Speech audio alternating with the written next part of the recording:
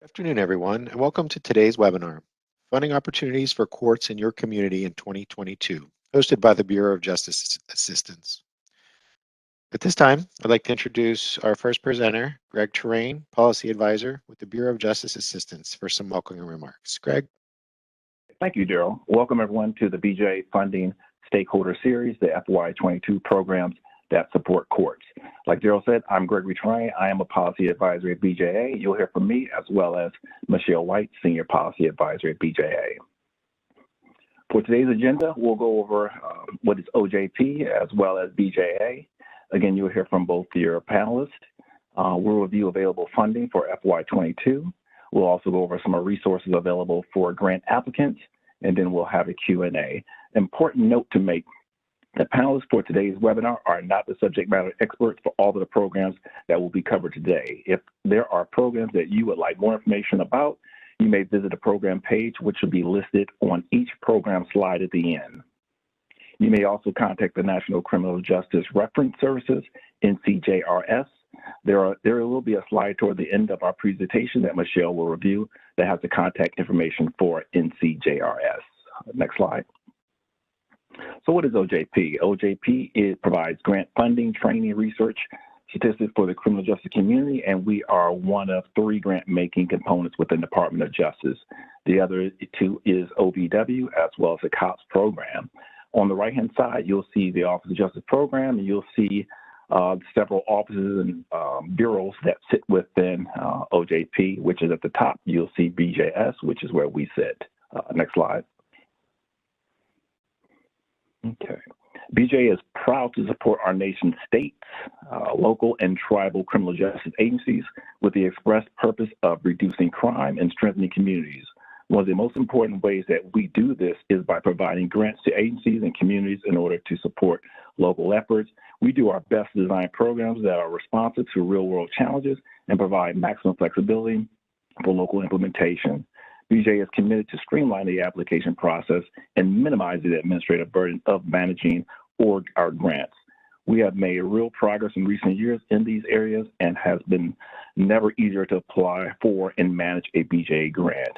In other words, we do not intimidate by this process or think that you need to be an experienced grant manager to successfully apply for our funding. If you have the desire to apply, we have the support to help you succeed.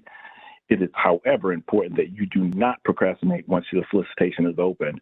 Wait until the last week to apply may not leave you enough time to get the necessary information needed for the application, and we want you to be successful, so please start early in that process. Next slide. Okay, there's 2 types of grants. There's a discretionary as well as a formula. For discretionary grants, applicants apply directly to OJP or BJA. These grants are typically competitive, and awards are based on predetermined review processes and availability of funds. For most programs, we receive more applications than we have actual funding for. So we try to fund the strongest proposals based on objective review criteria. Formula grants are typically awarded on a non-competitive basis, which usually means that every eligible applicant receives some level of funding. The amount of funding for a specific agency or jurisdiction can vary based on a variety of factors, which often include population and crime rates. Most formula grant programs are administered by the state administrating agency or the SSA. If you don't have an active relationship with your SSA, please start one today. If you don't know who your SA is, you can find that information on a complete list on our website. Let's move on to the next slide where we'll talk about the programs. Next slide. So the adult drug court program. So like I mentioned earlier, we're not the subject matter experts on all of the programs, but this is the program which I manage as a policy advisor at BJA. So the adult drug court program supports state, local, and tribal governments to help them develop and implement drug courts that are effectively integrated in evidence-based substance use disorder treatment, drug testing, sanction incentives, and a judicially supervised setting. And we focus on those who are high risk and high need defendants to address substance use as well as prevent or risk of overdose. A lot of our significant investments have been in rural communities or rural jurisdictions, looking to enhance treatment and recovery support services, again, to prevent overdose. Next slide. BJA receives $83 million or have $83 million available to support the awards. We anticipate that we'll receive 72 applications in FY22, and within the drug court program, we have 3 categories of funding. Category 1 is planning and implementation. That is for a court looking to start a new adult drug court. We look to make about 11 awards in that category, and the funding is up to $700,000. In each of these categories that I'll go over have a 48-month period of performance. Then you have category 2, the enhancement. That's for courts that are currently adult drug courts that are currently operational can request money under that category. We're looking to make 26 awards in the amount of $750,000. And then the last one is category 3, statewide, which supports the enhancement or the capacity building of states to build up their adult drug court programs. We're looking to make 8 awards within that category, and the amount is up to $2 million. Eligible applicants are state, local, and tribal governments, and courts can apply. Like I mentioned earlier, and you'll see on each of the slides, at the bottom there's a program page for that if you're looking for more information. Next slide. The next is the Veteran Treatment Court Program. Similar to the Adult Drug Court, it supports states, local, and tribal governments to develop and implement veteran treatment courts. These are more specific in terms of BJ offers support, not only just for courts to develop a veteran treatment court docket, but also support veteran-related services. And these are specifically to the needs of veterans who have substance use disorders and a history of violence and post-traumatic stress disorder as a result of their military experience. We also put heavy investments in rural jurisdictions, and also those jurisdictions don't necessarily have an active veteran treatment court or veteran-related services in those areas. Next slide. So we have $25 million in order to make awards. We anticipate making or receiving 37 applications. And again, similar to the adult drug court solicitation, we have the 3 categories. So I won't go through each one of those. You can see to the right how many awards that we anticipate or estimate that we're going to make for the FY22. And again, the eligibility requirement is the same as for the adult drug court. Next slide. Okay, Community Courts Program. This also supports efforts to the state and local and federally recognized American Indian tribal governments to establish and enhance community-oriented court models. Really, the ultimate goal is successfully replicate the community court model is the goal of this program. Next slide. With that, we have $4.5 million to make awards. We anticipate we'll receive 16 applications, and we estimate that we'll make up to 8 awards. This program has 2 categories. If you look at it, it's kind of similar to the adult drug court and VTC. We have category 1 is the planning and implementation of a community court, and then you have the enhancement that is supporting those community courts that are already operational. It's up to $600,000 an award, and the period of performance for this program is 24 months. So that's 24 months. So $600,000 for the overall 24 months or 2 years.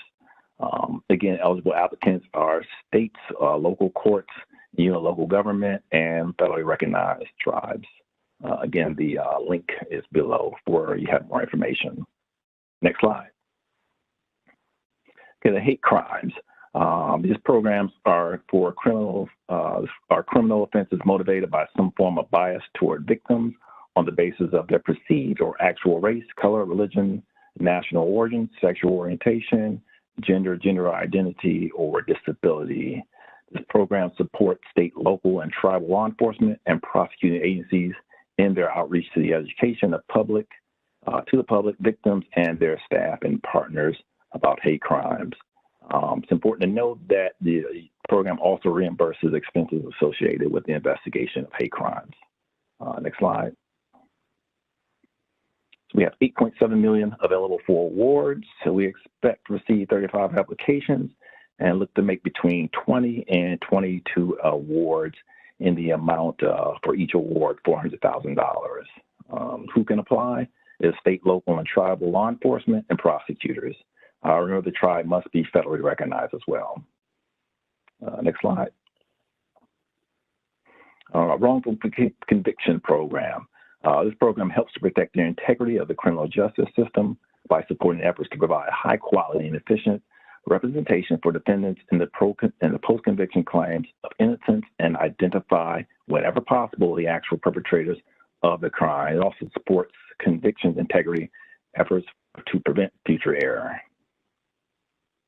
Next slide. With this, we have $7.8 million available. We anticipate we'll receive 28 applications, and we estimate that around 16 awards that we'll make in the amount of $500,000.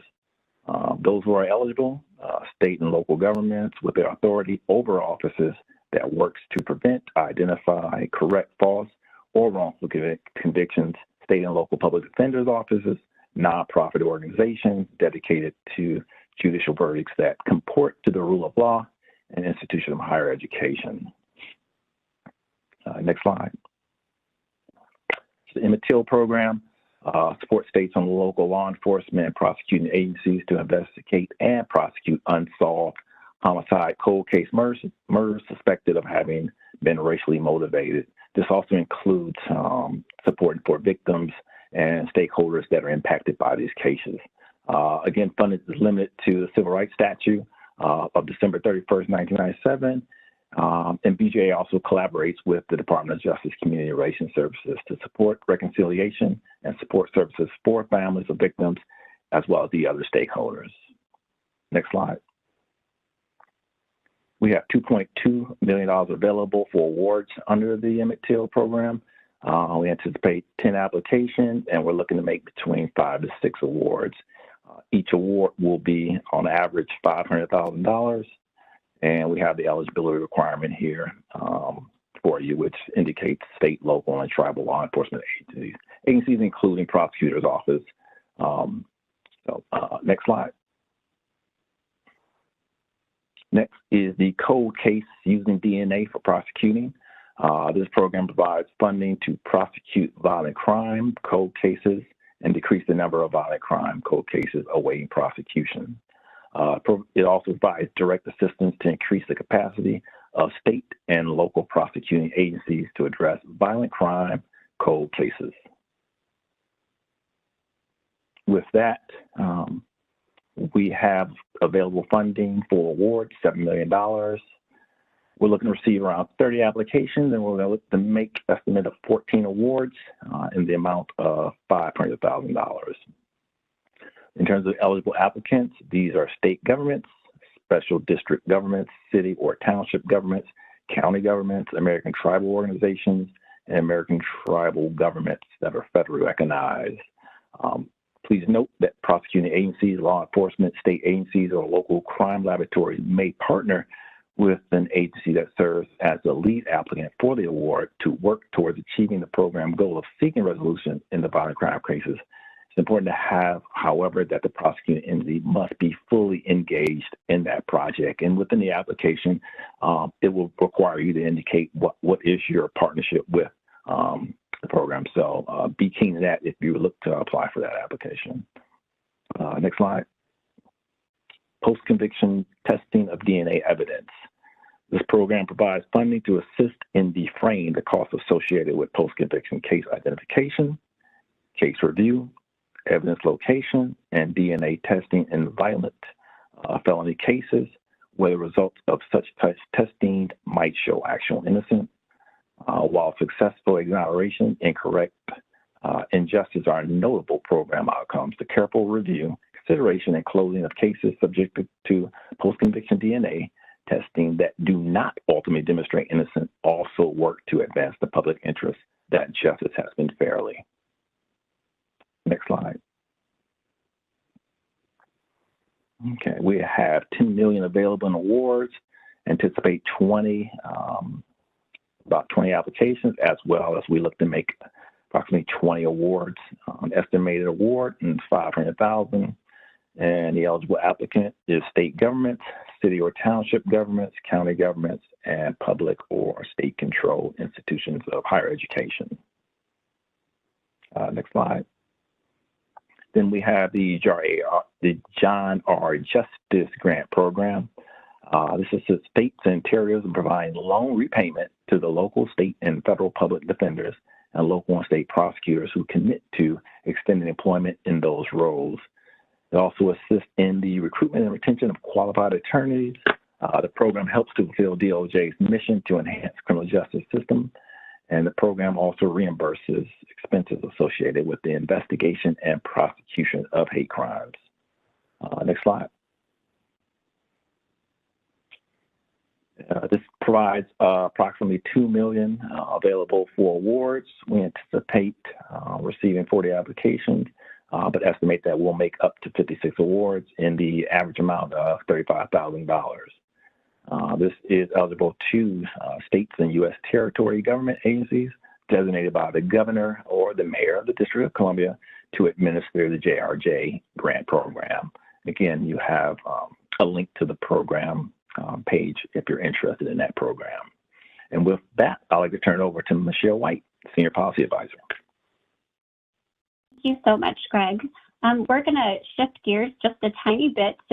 Most of the grant opportunities that Greg referenced were very centric to courts, prosecutors, and defense. So now we're going to talk a little bit more about opportunities that require a great degree of collaboration and are also broader in scope in terms of the types of activities that can be applied for. So the first one is the portfolio at BJA that I happen to work on, which is the Comprehensive Opioid Stimulant and Substance Abuse Program, or we fondly call TwoStep. So the purpose of this is to provide financial and technical assistance to states, units of local government, tribal governments to develop, implement, or expand comprehensive efforts to identify, respond to, treat, and support those impacted by illicit opioid stimulants and other drugs of use. So again, that's very broad language, and so I want to give you a couple of examples of the types of projects that you can request support for. And it's really helpful to think of these across all of the intercepts in the justice system. So a number of examples of those include first responder and law enforcement diversion, prosecutor diversion, pretrial and court diversion, jail-based services, including medication for the treatment of opioid use disorder and other jail-based services, reentry and community supervision, harm reduction, including distribution of naloxone and fentanyl test strips, recovery supports, including the utilization of peers, programming that focuses on children, youth, and families, and also activities that support data collection, analysis, data sharing. Such examples include the implementation and use of ODMAP and overdose fatality reviews. So I want to share a little bit now, as Greg did, around what these solicitations look like. So there's going to be $132 million available under COSAP for awards. We anticipate receiving approximately 230 applications and ultimately making a total of approximately 83 awards. There are two categories. The first category are for local and site-based, and they range in three subcategories that are different award amounts based on population. So it can range from anywhere to $1 million to $1.6 million. And then category two is for state-based awards that are eligible for up to $6 million in total awards and require the state to retain a small portion of funds and then to make sub-awards out to local sites and support the work that they are doing. Eligible applicants, depending on the category, are city or local governments, county governments, tribal governments, or state governments. Also, one important designation here is that jurisdictions without a county or local government-based addiction service system may designate the state administering agency to serve as the primary applicant. I would urge you to check out this website that will link you to additional resources that discuss the types of projects that are currently being funded under COSAP. Next slide, please. So you'll see again the word collaboration used to describe the next opportunity, which is the Justice and Mental Health Collaboration Program, which supports innovative cross-system collaboration for individuals with mental illness or co-occurring mental health and substance use disorders who come in contact with the justice system. So some examples of this are law enforcement and mental health provider partnerships, diversion and alternative sentencing programs, cross-system and cross-sector training across justice, mental health, and SUD providers, community supervision, and also reentry strategies where there is collaboration, again, across these systems. Next slide, please. So for this solicitation, we expect to receive 50 applications for up to $15 million in awards, with an estimated number of awards of 60, with the average amount being about $550,000. Very similar here in terms of eligibility requirements: city or town governments, county governments, tribal governments, and also public and state-controlled institutions of higher ed, as well as state. And again, the link to learn a bit more about these programs. Next slide. The Coordinated Tribal Assistance Solicitation is one that is very focused on tribal governments, and you will see here that we only list a few of the purpose areas, as this solicitation brings together a very large funding pool that stretches across multiple agencies within OJP. BJA oversees 3 of those, which support comprehensive strategic planning, programs for adult tribal justice systems for prevention and treatment to tribal courts, corrections, and reentries, strategies to address violent crime, and tribal justice infrastructure investments through renovation and modular buildings. Next slide, please. So there is $42.61 million available for funding for those awards. We expected to receive, and I don't know if this is yet true, 135 applications and expect to make 36 to 43 awards. You can see that depending on the category, there are different funding awards that are possible. I should note that I believe even after we did this slide deck that the solicitation date was extended to March 22nd. However, I believe the grants.gov deadline has already passed. We decided to keep this in the slide deck for reference in future years in terms of the dearth of different things that folks can apply for funding here, to be starting discussions in the local tribal communities now as to what potential applications might look like for next year. Next slide, please. So continuing sort of down the road of where collaboration is super important, the Edward Byrne Memorial Justice Assistance Grant, or JAG, as it is commonly referred to, is our flagship grant program at OJP and the largest source of federal justice funding to state, local, and tribal jurisdictions.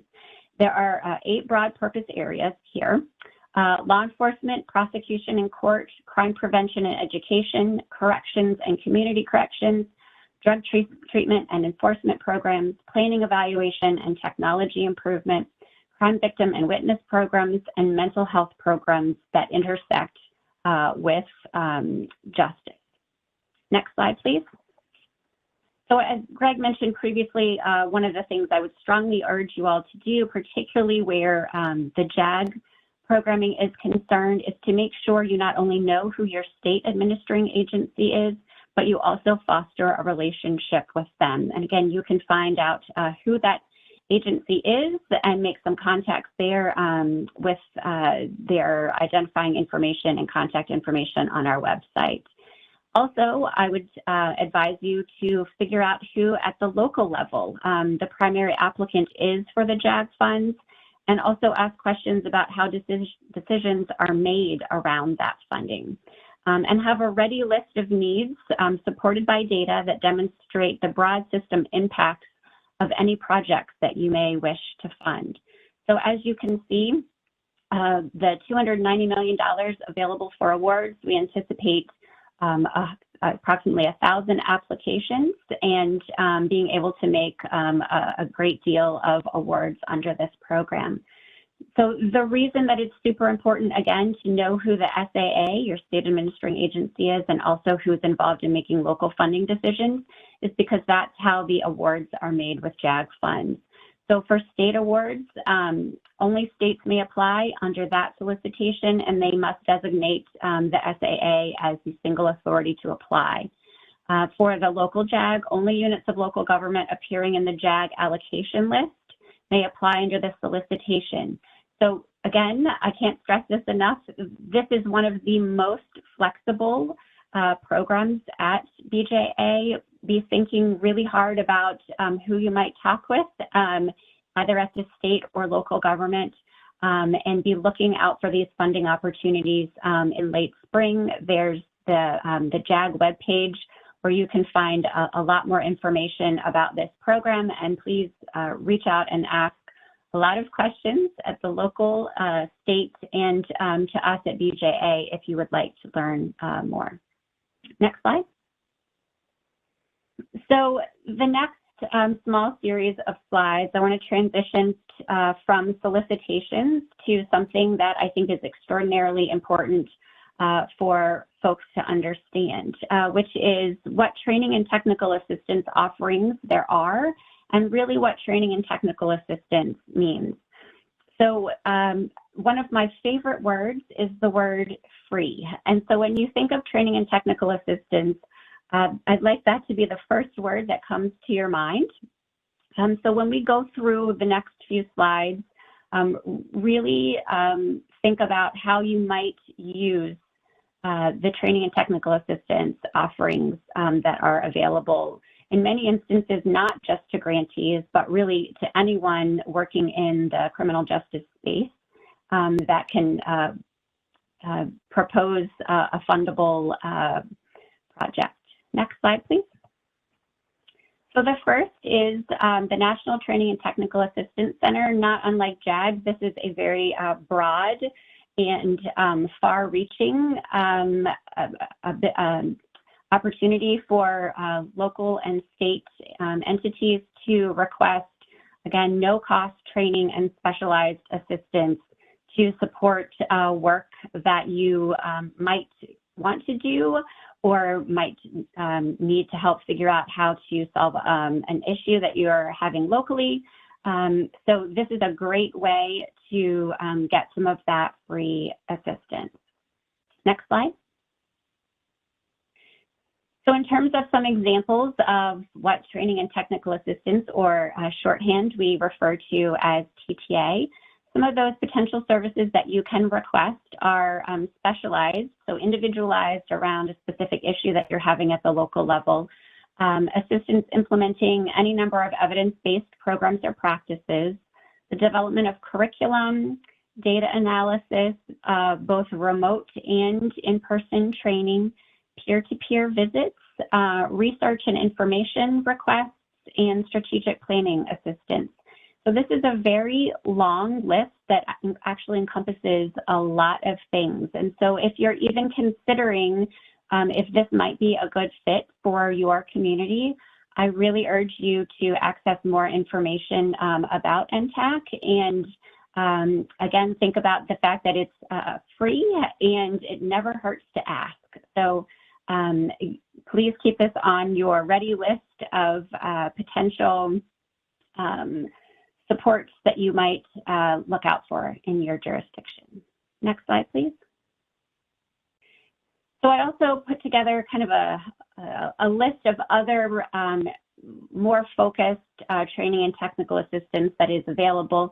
You'll see many of these opportunities align with the solicitations that Greg and I discussed. So for many of the different grant programs that we offer, there's also separate training and technical assistance with experts in the field that focus on those topics. So here are some examples. There is a training and technical assistance provider or multiple providers in many cases for all of these. Adult drug courts, veterans treatment courts, community courts, COSAP, as I mentioned, justice and mental health collaboration program. Many, if not all of these, you are not required to be a grantee to request any of the training and technical assistance. It could be that you just have a question or an issue related to any of these particular topic areas. And there are a few more on the next slide. Related to our Sixth Amendment portfolio, the Capital Case Litigation Initiative.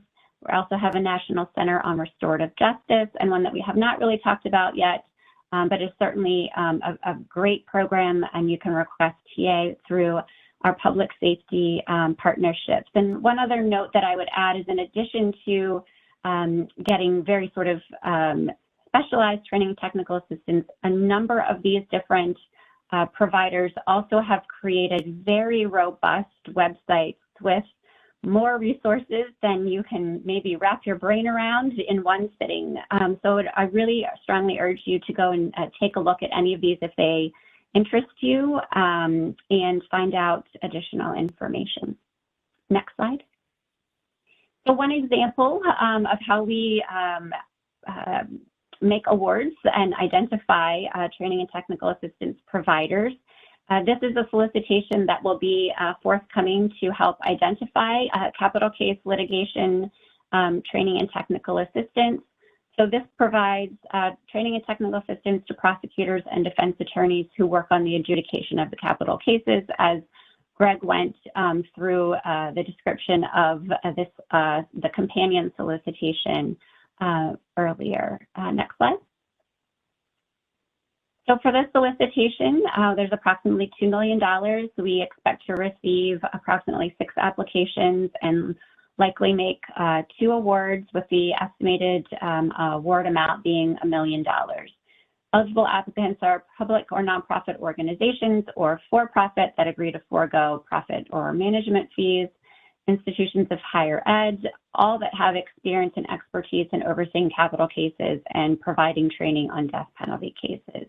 They also must have the ability to demonstrate experience in delivering training and technical assistance nationwide. So if this is something that you are interested in or know of other entities that might be, please feel free to share this as well.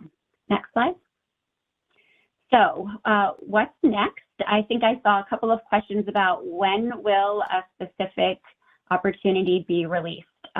Currently, I see new ones from BJA now every day. So we are definitely in prime time solicitation season. I saw several yesterday. There might be a couple more before the week is out. Realistically, expected solicitation release dates are now in March through June, though the bulk of them will be sooner rather than later in the spring.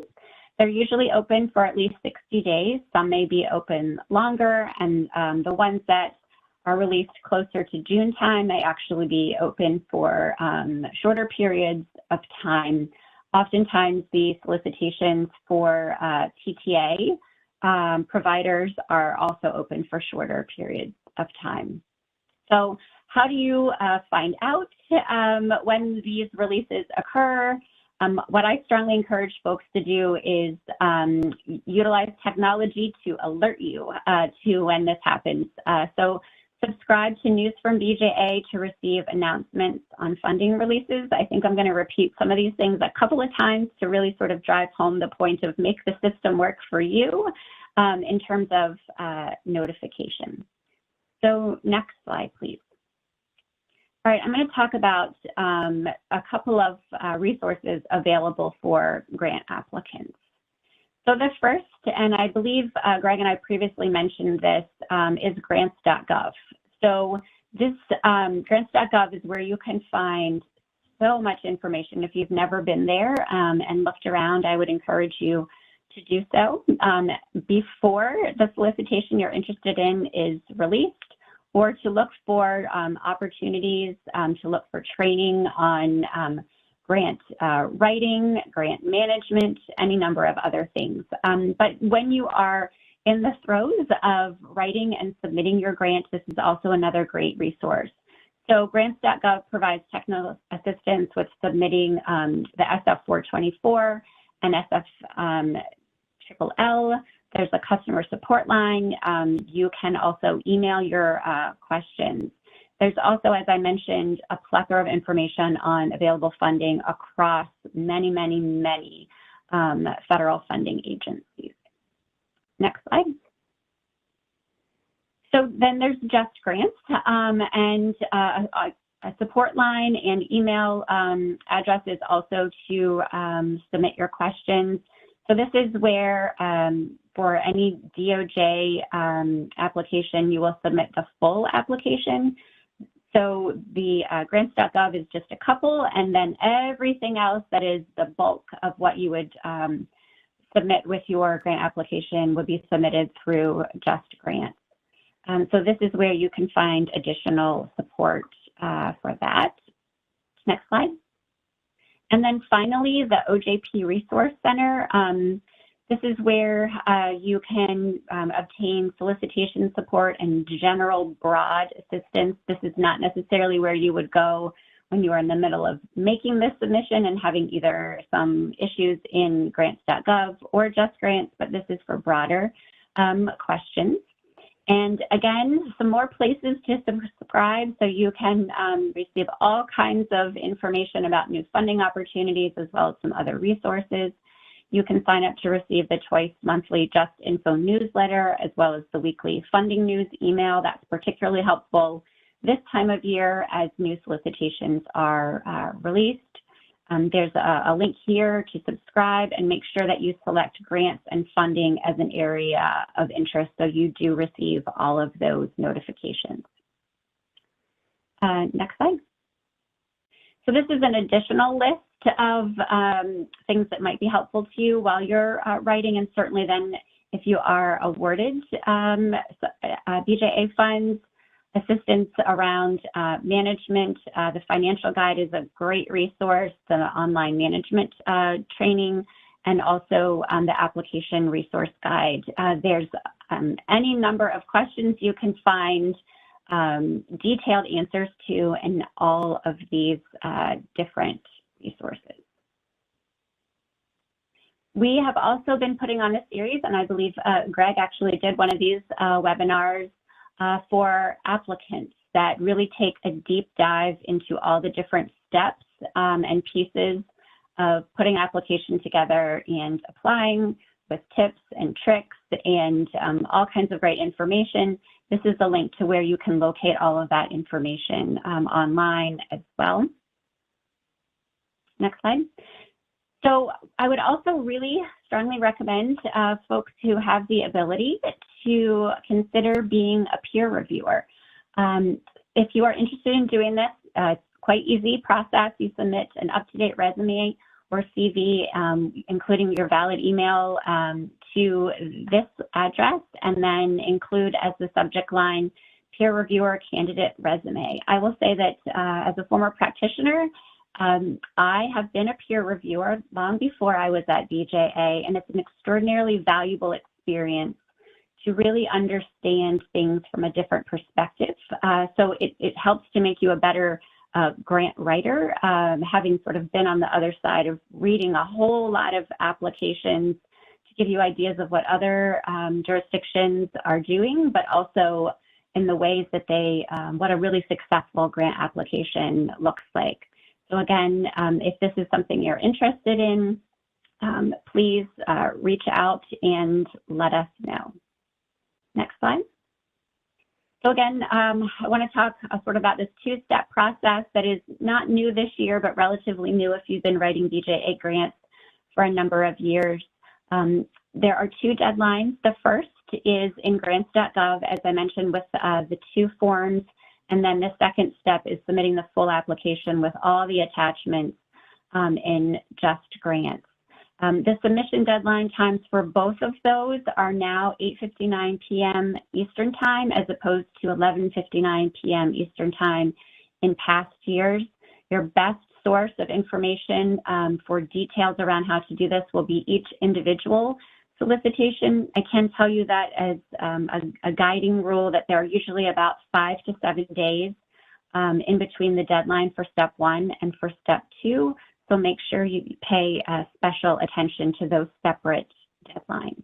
Next slide.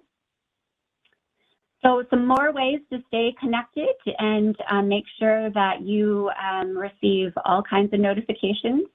You can text your email address to obtain email updates if you don't want to sign up or subscribe online.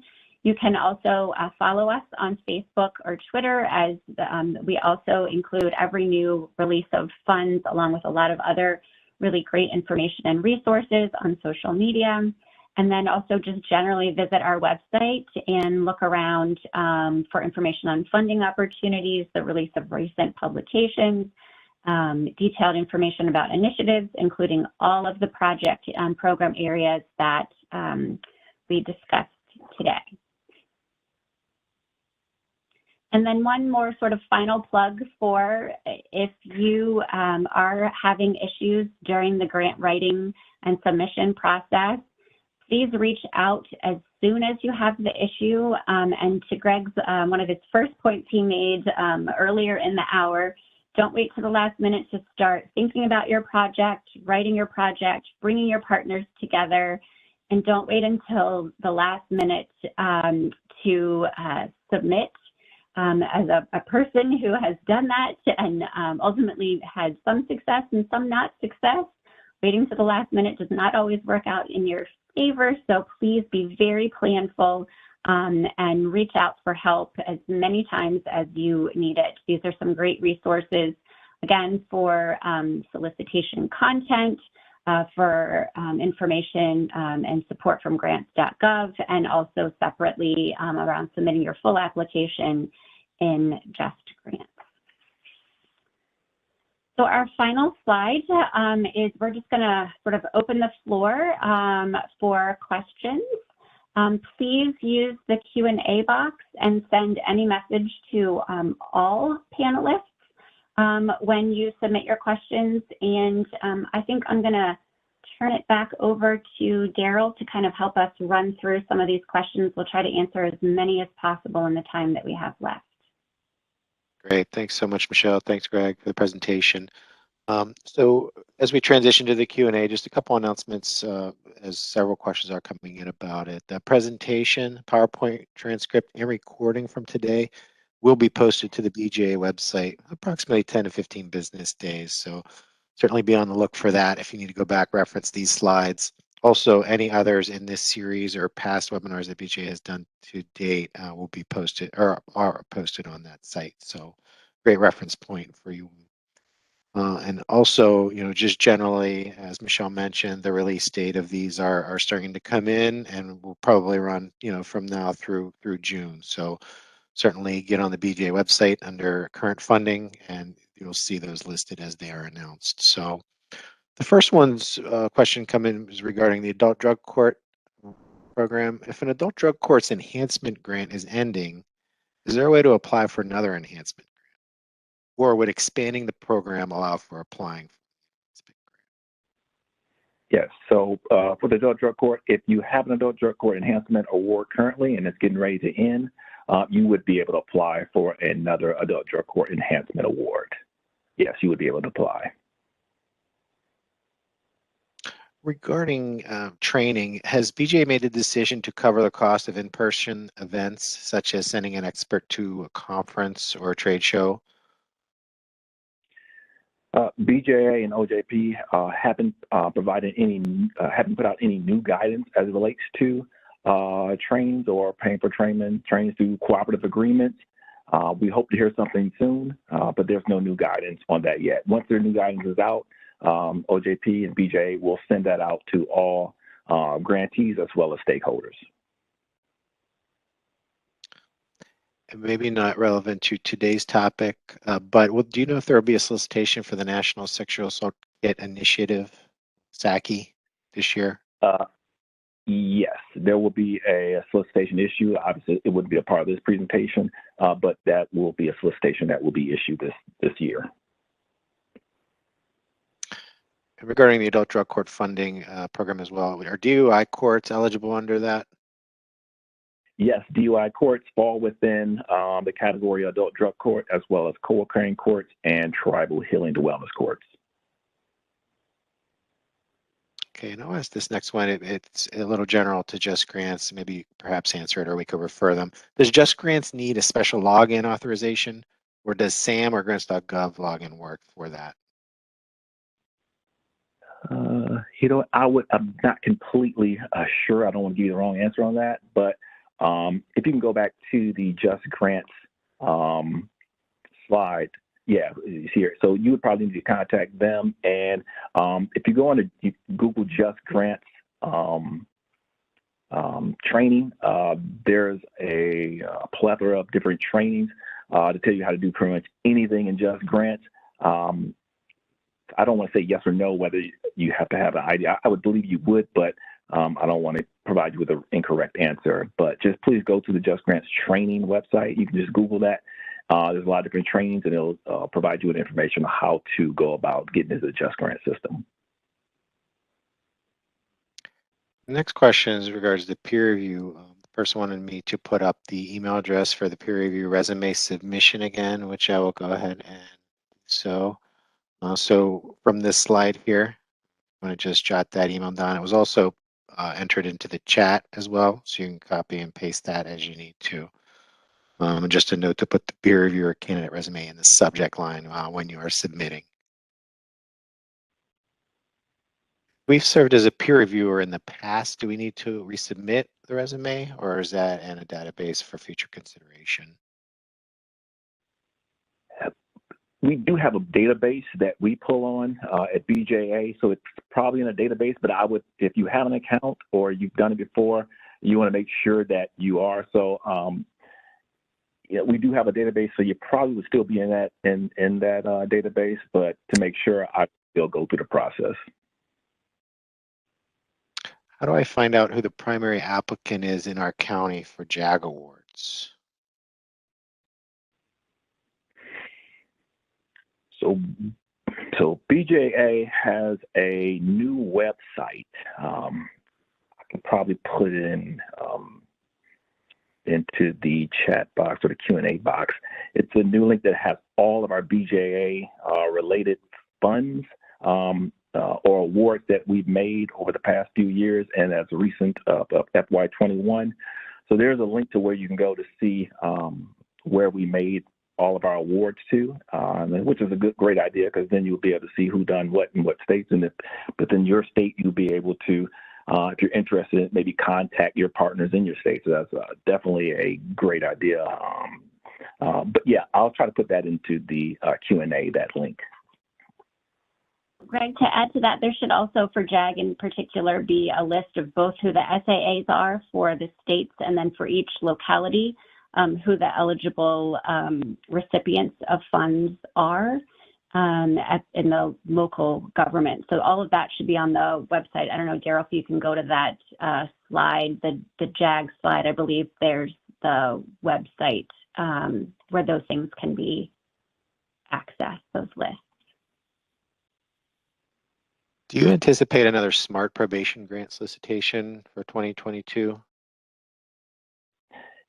No, there won't be another SMART prosecution solicitation issued for FY22.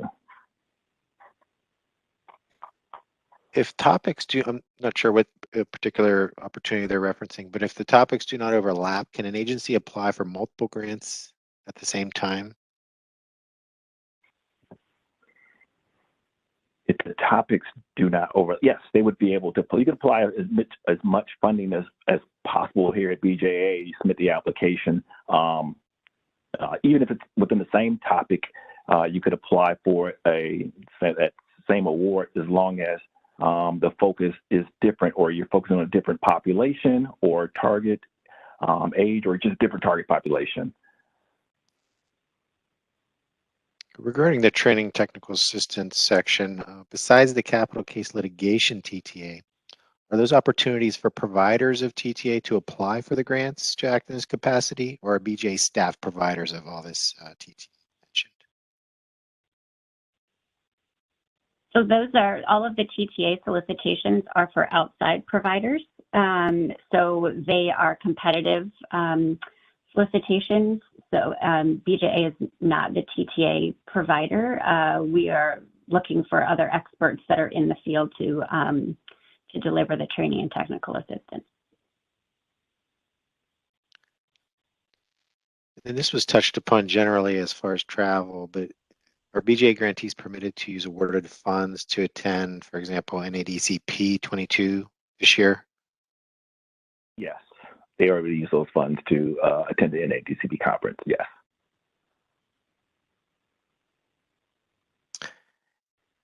And then generally, human trafficking intervention courts do not fall under drug treatment courts or mental health courts specifically. Generally, do you know where they would be able to direct their court focus to help apply for the available funding? You know what? I'm not sure at this point who they would be able to. I'm sorry. Yeah, I was just going to jump in, Greg, and say I don't think there's BJA funding that is human trafficking specific at this point, but another place potentially to look would be OVC, which is the Office of Victims of Crime. They may very well have funding opportunities that could be a fit, no promises, but could be a fit for what you might be trying to achieve. And related to that, yeah, they do have a series of human trafficking solicitations each year, and they'll be forthcoming. So definitely check the OVC website under current funding. And typically they do host webinars as well for those solicitations. Those will be announced as well on that site. So definitely a great resource. Thanks, Michelle. Does Family Recovery Court fall under drug courts? Not with BJA. It would be with the Office of Juvenile Justice and Delinquency Prevention, who supports family treatment drug courts. So you would be able to apply under the OJP solicitation, which they will be putting out as well this year. Most of the opportunities discussed enhance prosecution and law enforcement. Are there any available to assist public defender offices in operations?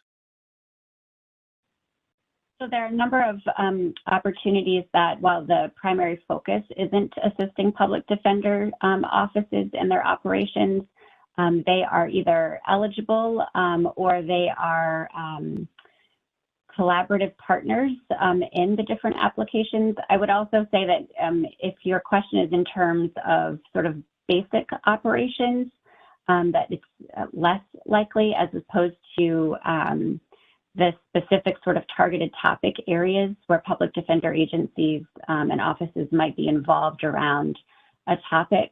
But there are a number of other potential funding entities outside of BJA that support public defender and public defense entities that you might look into as well.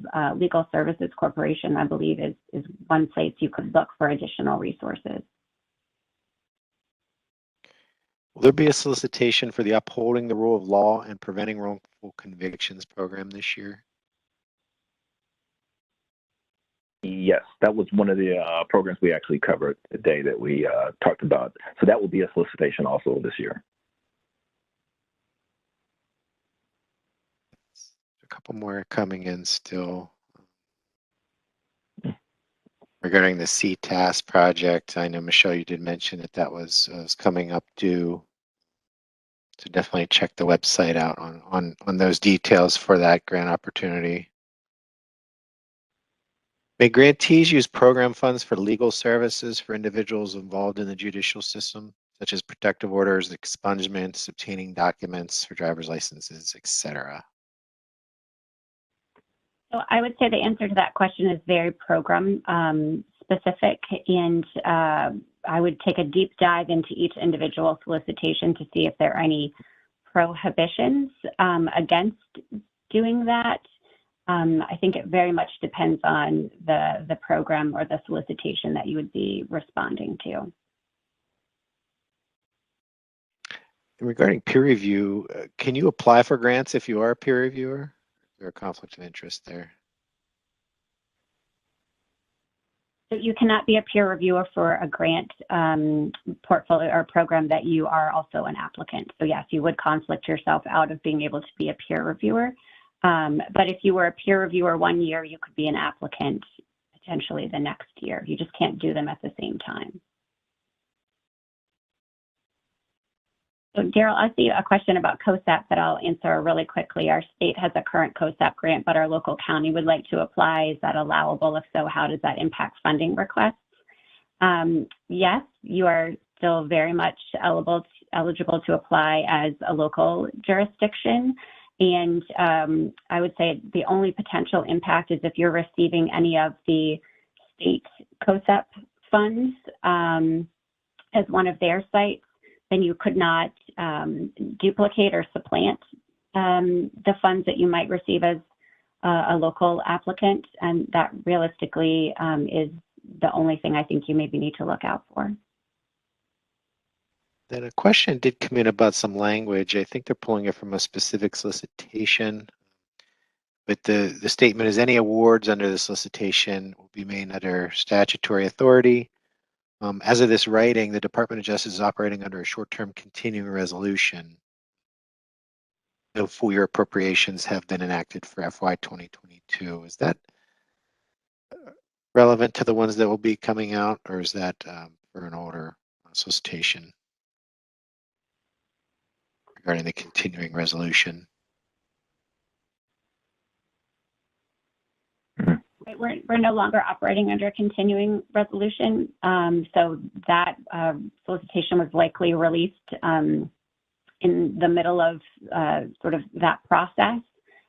So moving forward, the other solicitations should not contain that language, which means that during a continuing resolution, final appropriations had not been made. Great. Yeah, thanks for that clarification. Okay, so we're coming up on 2 p.m. here. So Michelle, Greg, unless there's anything else in closing that you wanted to add before we end the program? No, I'll just add, again, like we mentioned earlier, if you're looking to apply when the solicitation is released, please apply early. Do not procrastinate. Please move forward with applying. And we look forward to the application that we receive. Thank you for your time and interest today. Okay. So on behalf of the Bureau of Justice Assistants and our panelists, we want to thank you for joining today's webinar. This will end today's presentation.